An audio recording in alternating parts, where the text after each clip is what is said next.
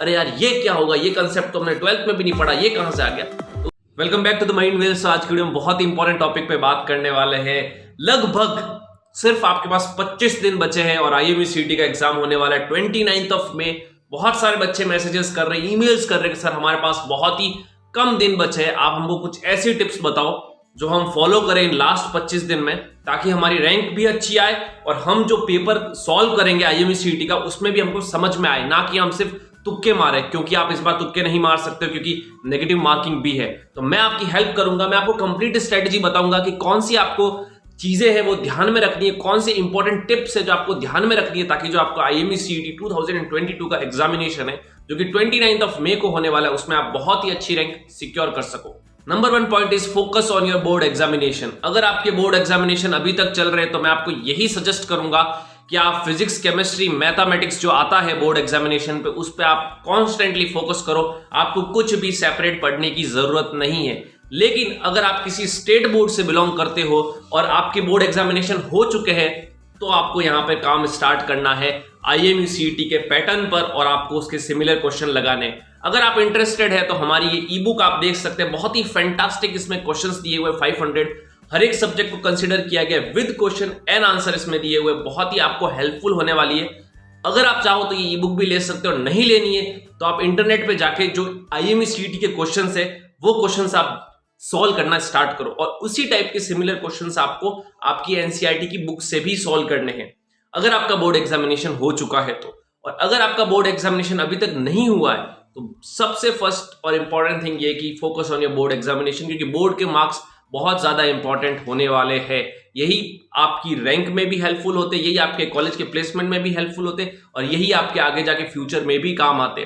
तो अगर आपके बोर्ड एग्जामिनेशन हो चुके तो check the pattern of IMUCET examination, IMUCET examination का पैटर्न चेक करो और सिमिलर टाइप के क्वेश्चन आप लगाना सॉल्व करो। Number 2 is focus on your aptitude and English, जो कि कोई नहीं बोलता है और बहुत ही इंपॉर्टेंट है। क्योंकि फिजिक्स, केमिस्ट्री, मैथमेटिक्स तो एक एवरेज 12th का स्टूडेंट अपने 12th के बोर्ड के टाइम पीरियड में भी पढ़ता है, प्रिपरेशन में भी पढ़ता है, तो लगभग आप वहां पे सिमिलर मार्क्स एक्सपेक्ट कर सकते हो कि हाँ फिजिक्स, केमिस्ट्री, मैथमेटिक्स में लगभग सबके मार्क्स सिमिलर आएंगे। लेकिन जनरल एप्टीट्यूड और इंग्लिश के मार्क्स बहुत ज्यादा वेरी करते हैं और यही आपको एक अच्छी रैंक दिलाने में मदद करते हैं।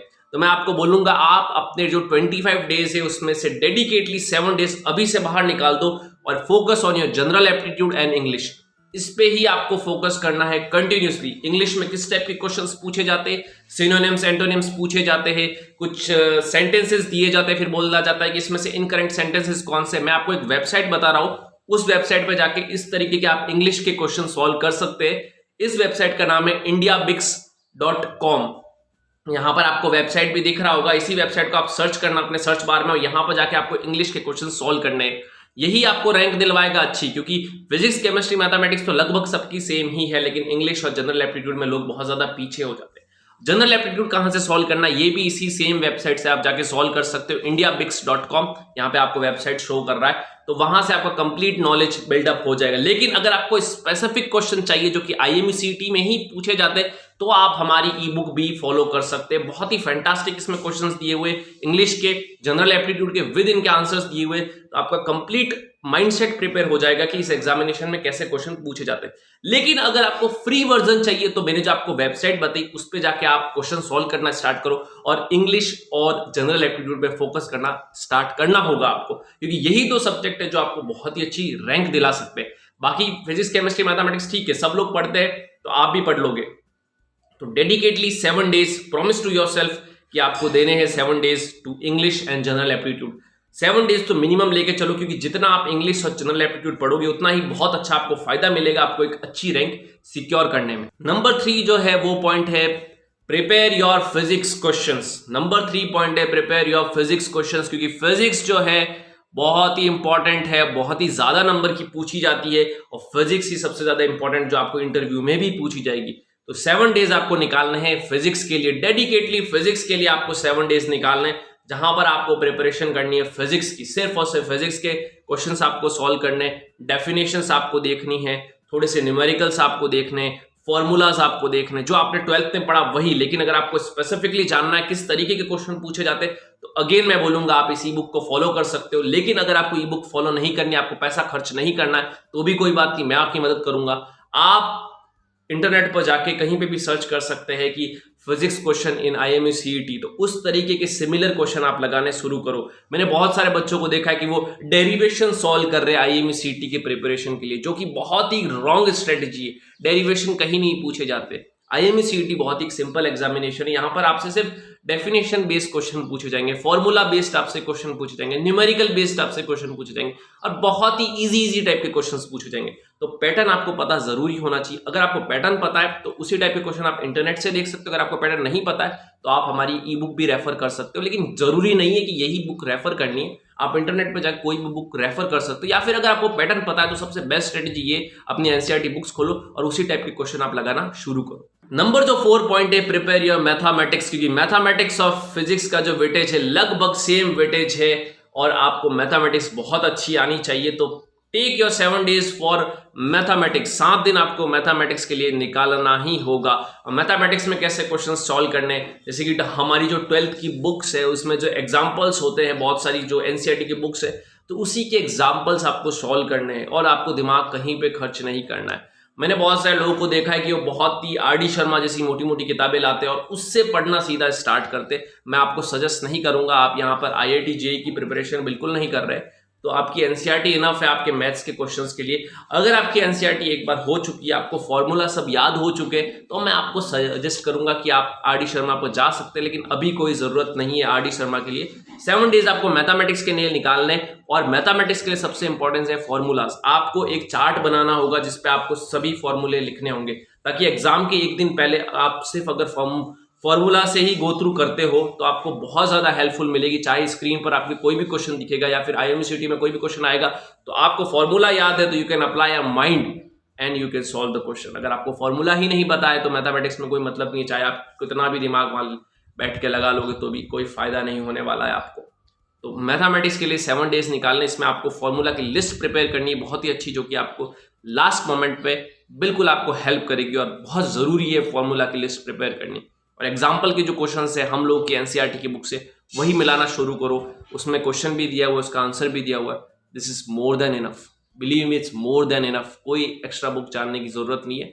और if you are intelligent student, आपके NCERT हो चुकी है, then you can go for RD Sharma. Number जो 5 है उसमें बचते हैं आपके पास सिर्फ 4 दिन, क्योंकि 21 दिन ऑलरेडी जा चुके हैं। 7 days for general aptitude and English, 7 days for physics, 7 days for mathematics. अब पीछे बचते 4 दिन। इन 4 दिन को रिजर्व रखना है सिर्फ और सिर्फ रिवीजन के लिए। बिलीव मी जेंटलमैन, आपको उन 4 दिन में कोई भी नई चीज नहीं पढ़नी है। मैंने बहुत सारे स्टूडेंट्स को देख रखा है, लास्ट मोमेंट तक, एग्जाम के लास्ट मोमेंट तक वो नई नई चीजें डिस्कवर करते। अरे यार ये क्या होगा, ये कंसेप्ट तो हमने 12th में भी नहीं पढ़ा, ये कहां से आ गया।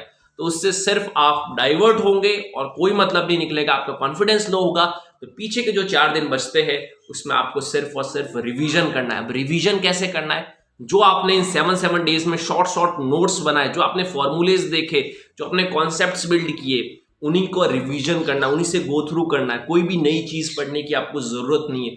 अगर आप नई चीज पढ़ोगे आपका फोकस लॉस्ट होगा, और बाई चांस अगर वो नई चीज आपको समझ में नहीं आई, आपका कॉन्फिडेंस लॉस्ट होगा। कॉन्फिडेंस अगर टूट गया तो ये exam it's all about confidence. Confidence नहीं है तो आप कुछ नहीं कर पाओगे। यहाँ पे बहुत जरूरी हो जाता है कि हमको 4 दिन जो ये रिजर्व रखे हैं इस पे हम रिवीजन करें। रिवीजन में कोई भी नई चीज हमको नहीं पढ़नी है, हमको वही चीजें पढ़नी है जो हम ऑलरेडी पढ़ चुके हैं लास्ट के 21 days में, और वही चीजों को हमको रिवीजन करना है अच्छे तरीके से।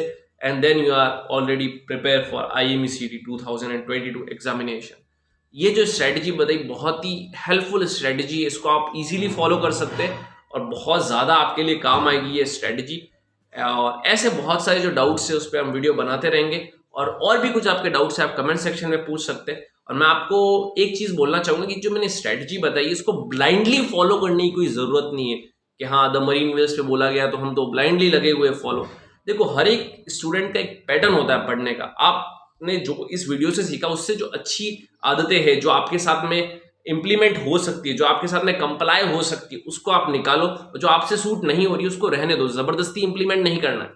और जो बिल्कुल फ्रेश है, जिसको कुछ नहीं पता है, तो वो इसको ब्लाइंडली भी फॉलो कर सकते हैं। लेकिन अल्टीमेटली दिमाग आपको आपका खर्च करना, आप किसी के ऊपर डिपेंडेंट मत रहिए कि हाँ उन्होंने बोला तो हम वैसा करेंगे, उसने बोला तो वैसा, फिर यूट्यूब पे कोई खोला, किसी ने और कोई स्ट्रेटेजी बताई तो हम उसको फॉलो करेंगे, तो उसमें आपका सिर्फ टाइम वेस्ट होना है।